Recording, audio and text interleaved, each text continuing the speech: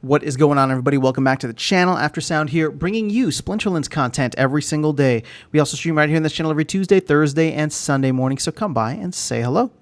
All right, guys, I want to just do a little bit of a thought exercise here, and we'll put some numbers behind it, because the main thing is there's been a lot of conversation where it's just like, oh, Game Boys. I hate that term. I think it's a little bit annoying, but whatever, right? The game is being taken over by people who are only about the game and developing a game. Yet at the same time, like, this is supposed to be a game. I understand it's a crypto game, but there needs to be some kind of balance between the two. So with that said, right, the narrative around this being taken over by gamers and therefore kind of pushing out investors is something that I wanted to tackle. And I wanted to just look at this purely from the numbers perspective. Now, that being said, that whole narrative aside, right, just looking at this with a fresh perspective was also fascinating for me. Now, before I go any further in this is not financial advice. I'm not telling anybody to do anything. I am simply just relaying what the numbers look like, right? And so let me actually go ahead and bust out this calculator here on Google.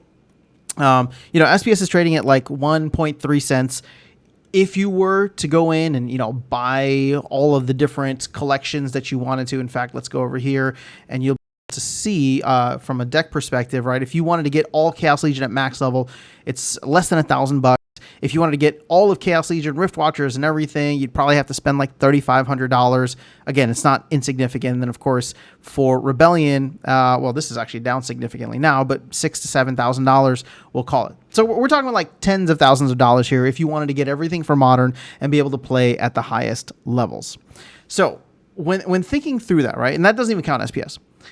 What if you didn't feel like playing? What if you liked the game and you wanted to just maybe play casually and rent some cards, but you didn't necessarily want to, be a player all the time, but you wanted to have exposure to the token, you want to have exposure to the ecosystem, right? Obviously, I think SPS is going to be the best way to do that. I've said many times before that I'm not the biggest fan of cards, just because as an asset class, they are infinitely inflationary, right? They're always going to print more cards, whether it's rewards, whether it's promos, whether it's core sets. There's always going to be new cards, and you don't need every card to play, which means that, the demand isn't always going to be there, even if it's like the best card in the game. People will play around it if the price gets too high.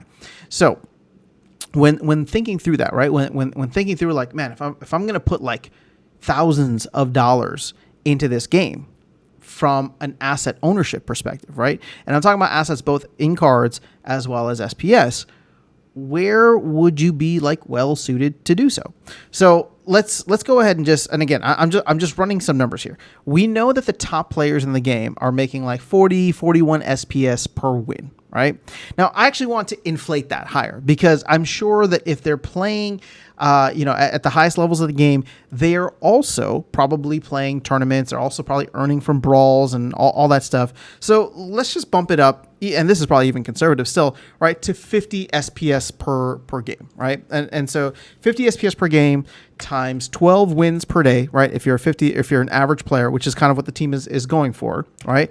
So, whoops, that's not 50. That's not what I wanted to do. Let's go ahead and clear that. Whoops. All right, so 50 times 12 is what I wanted. So 600 SPS per day is what you could be earning from the game, right? And that would come to a total dollar value of like roughly $7, $8. But let's go back to that 600 SPS.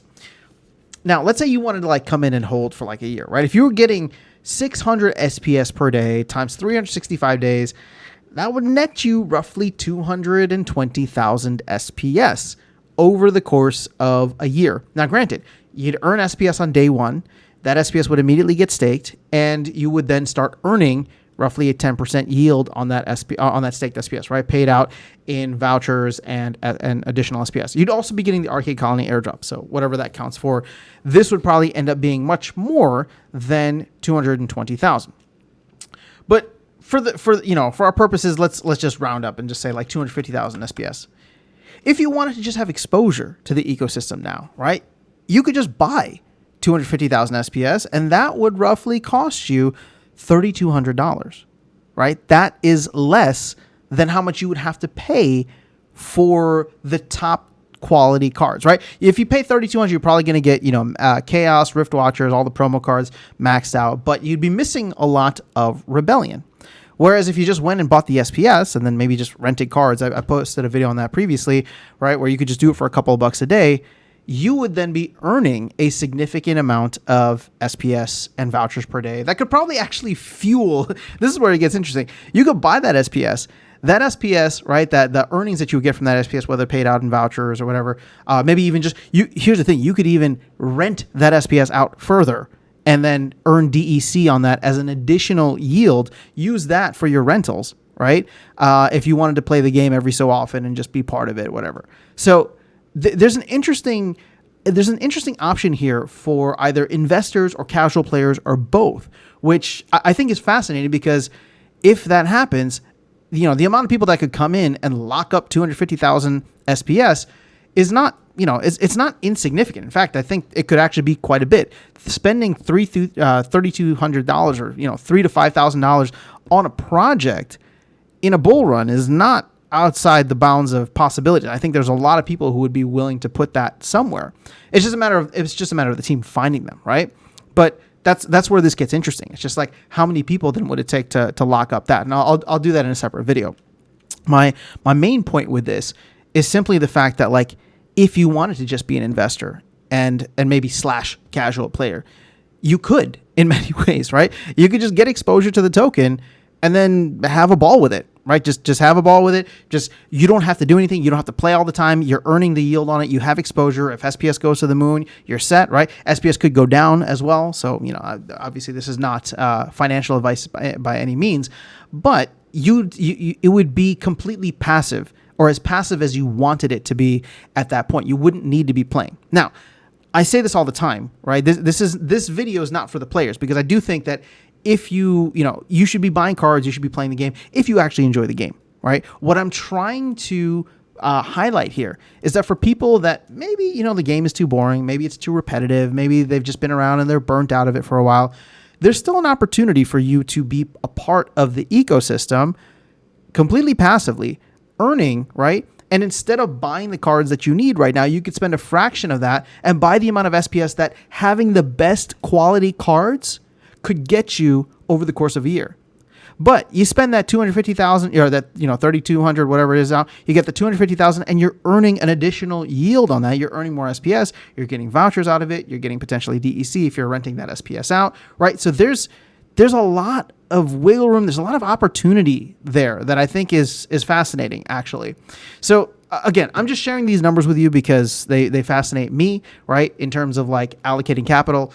I'm not, this is not financial advice. I'm not telling you what to do. I'm not even necessarily putting in, outside capital into SPS at this point. Although I have said, and I think I even made a video for it several weeks ago, I've stopped selling SPS, right? Hitting a new all-time low, that's just not the best time to sell SPS. So I'm stacking at this point, and I'm trying to consider, if we go lower, what would be the back up the truck moment? Because I'm still enjoying the game. I don't know if bullish is the word I would use from like a token perspective in terms of it going to whatever you believe the moon is, right? I think that there's a reasonable amount of multiples it could do in a bull run, right? Similar to many other projects out there. And that does interest me because at least I have a lot of, exposure, exposure, not the right word, but I have a lot of like, I'm just in this space quite a bit more than I am in any other, like either game or project or whatever it is, right? I just know a lot more that's going on here. I have my fingers in so many different pies. I'm my ear to the ground. So in a way, it's just like, okay, like I get it. And I think that it could do well in a bull run. Well, is it going to do, 100x like maybe some other projects? Again, I've said many times, and this is not a prediction, I don't think so. Although I would love to see us back at like $1 SPS, and I have my moon bag ready for that. But I'm trying to be, very practical in terms of my approach. Now, that being said, let me finish this video off by taking it back to what it was about. If you want to come in and play the game, definitely test it out. Give it a try. I think it's worthwhile. It's a fun game, and I still play it every single day. I'm back playing Modern, doing all 24 of my energy every day because I enjoy it. It's fun and it's fantastic, right? But if you don't care for the game, or at least you're not willing to put in the time to play all that every day, I'm not saying that money grows on trees and $3,000 is not anything to sniff at. But if you were going to buy the cards anyway, and you had that capital, but you weren't sure if you wanted to make that commitment, or you don't want a bot, or whatever the case is, right? There's an opportunity here just to invest, just to have exposure, and you'd be able to get what all the other players have in terms of the financial rewards. You wouldn't get any of the in-game rewards, right, in terms of like the Glint and Soulbound reward cards and all that, but you get a significant amount of SPS considering that it's at its all-time low right now. Granted, it could always go lower, right? And that's what I'm watching out for. But you would be able to earn on that over the next year that we hope is kind of like this ensuing bull run following the Bitcoin halving. So that's all I have for you guys in this video. Again, just sharing some rough numbers with you here that are of interest to me. But I'm very curious, as always, to get your thoughts. So leave them in the comments below, and we will... I'll see you there. I'll catch you all in the next video and see you around the game. Take care.